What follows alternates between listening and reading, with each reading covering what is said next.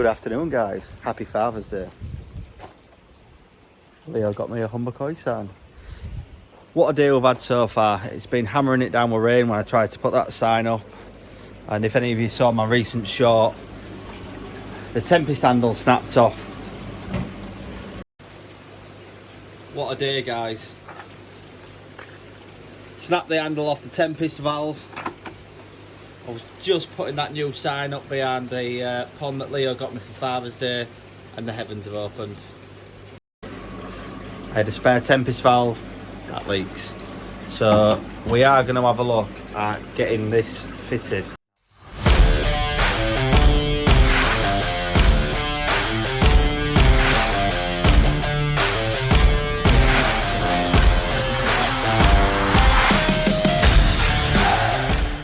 Did run into a problem where I couldn't get the air out the bottom because this part was larger, so I'm going to show you how I'm going to modify this Tempest valve so we can have a nice valve on it that doesn't leak no more. Just draining it down now. So this is the problem I run into last time. When I put this ball valve onto there, I didn't have room to get an airline out. So I've just been to Ings Lane Garden Centre to try and get one of these threaded extensions to see if we can't make this work. So fingers crossed I can get that all how we need it. So this is the original Tempest valve stripped right back. Now I have flipped this around so it's on the inside, so I've got more clearance. Let's see if it works. I'll start removing the old PTFE that we've had on it.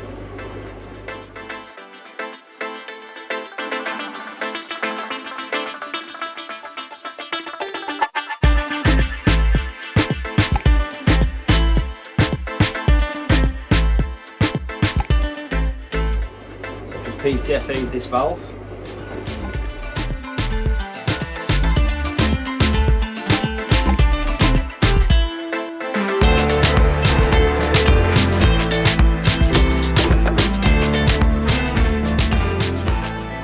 Threaded adapters on, so it's a threaded 1-inch BSP to a 1-inch solvent weld pressure, and then a 1-inch pressure pipe valve.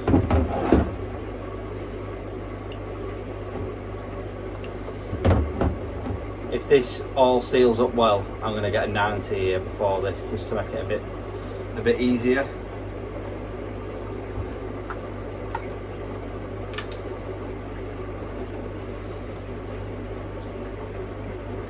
Right, let me go cut a small piece of pipe. So the little adapter's on there, $2.99, not a bad price for it to be fair. I'm going to give that a rub up inside and solvent weld a small piece of pipe in there. First stage complete, so I have left this long deliberately because I would like to cut it and stick a 90 degree in that I don't have. So it's no bother that I can just cut this, stick a 90 degree in, and it'll be absolutely fine. So that is left long deliberately. Now hopefully we can screw a ball valve on the bottom of this.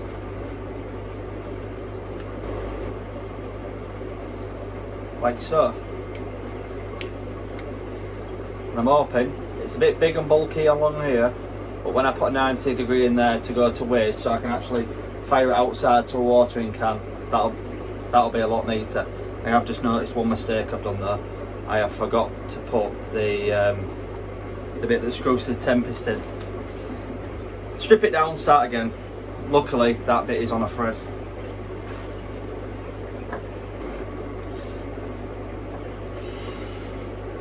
Do you know what, the days that everything just goes wrong? Today has been one of them days. Anything that I've touched has just snapped in my hand. So I'm re-PTFEing that now with the actual cup on it.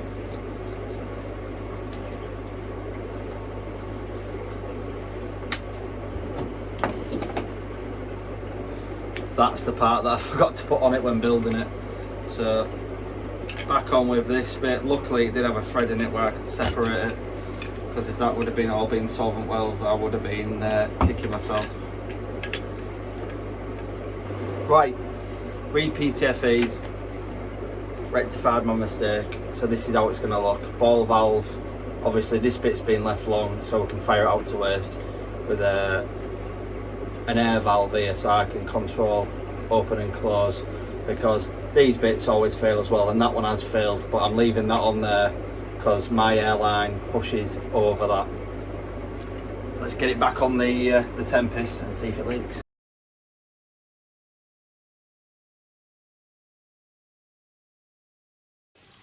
Good morning, guys. I've woke up to the pond full of foam, and I've got 2 koi in here that are having a go. We've got spawning time at Humber Koi. These 2 Ginrin ones have not left each other alone. Thank you for wrecking all my plants.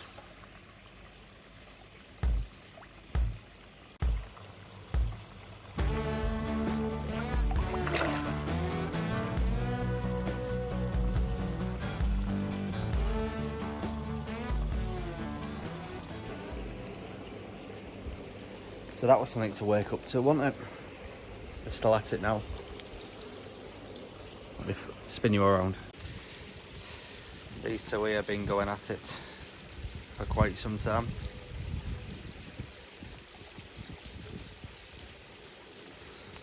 Water's full of foam. Stinks. So what I did come out this morning to finish off was the valve video. Now, as soon as I put this on, in the last day I was working on it, it leaked straight away. So I've ordered a new 16mm electrical connector because it was leaking out from there. When I tightened it up, it was kind of oval, the actual nut, so it was letting water through it. So I have put a new one on. I'm going to drain the Tempest and put this in and see if it leaks, because it is leaking now. Now luckily my dad had a Tempest, so I was able to keep this one out of the pond while modifying it and use his, which is, even his that's on the pond now is still leaking. That is both Mark 1 and Mark 2 valves, both leak. So I'm hopefully coming up with something a bit better to get this sorted, because I've had enough of it now. Well, it's working, and one thing that I forgot to mention is that when my dad came round, he did say to me, why am I PTFE in this? Why don't I just solvent weld this thread onto here? So as you can see now, that is glued on there, so that can't ever move, which also means it can't leak from there either. So this now part is one. I am going to slice this in half and put a 90 in to go out of the side of the shed there for a watering can point for the captain. But none of that's leaking now. So I do need 2 90s and a 45 to get it to go out of that out the wall, so I can have a watering can point. So what I might do is pop to a new local dealer that is in Hull to see if he has got any pipe fittings. Guys, welcome to Greenwood Koi. He sells all of your pipe fittings, all your different types of food. You've got Takazumi, FD, Saki Akari. I think he has aqua sauce. You've also got all your Bacto Plus, pombons, pumps, and much, much more. I'm at Greenwood Aquatics. Is it Greenwood Aquatics? Greenwood Koi. Not a Greenwood Aquatics, Greenwood Koi. I've come to get the fittings for my Tempest valve, as he's only 10 minutes away from me. It's really cool, and I'll show you some of the stuff. Obviously he's got a full storeroom of dry goods, and he has got 3 separate indoor ponds. Some really nice looking pieces in there. 3 separate systems. And his main pond's just been detoxed, so add clay in it as well. But when I've got more than 5 minutes without my pond switched off, we'll come and do a full video here, introduce you and show you what's going on. Well guys, I'm back from Greenwood Koi. Got my valves. Let me show you what the state of the pond is in now. Wow, they're making a mess. Foam and spawn everywhere.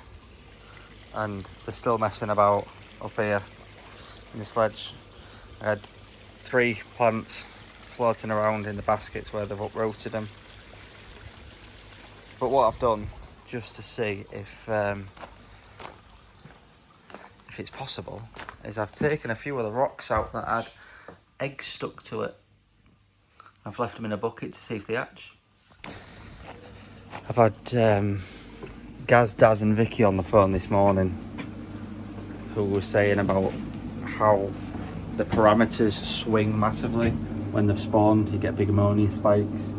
So I'm doing a major water change, massive filter clean, and then top it up slowly through the EA dechlorinator today. So I'm going to get that rolling now before I finish the rest of my Tempest modification off. Right, dropped a good amount of water up the pond, and I've hoovered the majority of all the eggs that were stuck to everything. I moved 1 plant pot and found the motherload. There was thousands of them on there. I didn't think that koi was big enough to be doing funny business like that yet, but it appears I have a guaranteed female and a guaranteed male with the Chag bean female and the Goshki bean male. Some of the others were having a follow around of it, and the Heat Surrey Jonathan was being chased by a few others, so Jonathan might not be a Jonathan, but that fish can identify as whatever it wants. It will always be Jonathan in our pond. And guys, the Tempest valve is not leaking.